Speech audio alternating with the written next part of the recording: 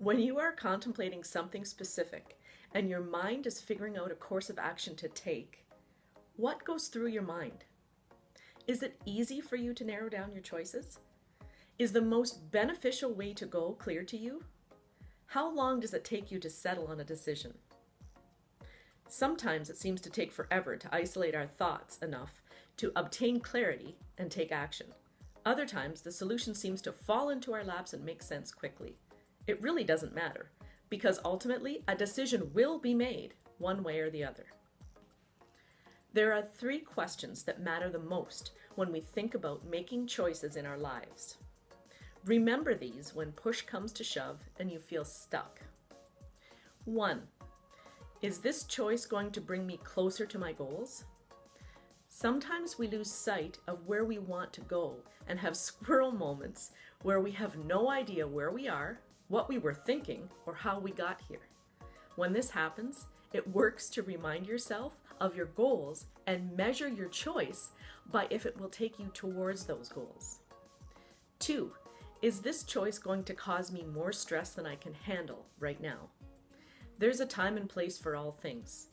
Opportunities and possibilities surround us every day. It is perfectly fine to pass on an opportunity because your plate is too full already. There will be another chance if it is meant to be.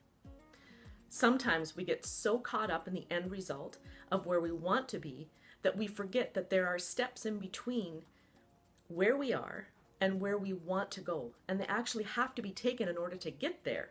There's a process to all things. Omitting some steps could alter the end result. Be patient with the process and with yourself. Too much stress is a recipe for disaster. 3. Is the choice in line with my principles? There's a fine line between thinking outside the box, being open to new ways of thinking and doing things, and sacrificing what we feel to be good and right and true. There are some things that just don't feel right to us. There's often a good reason for that. We aren't all wired the same way or capable of the same things. This is a good thing.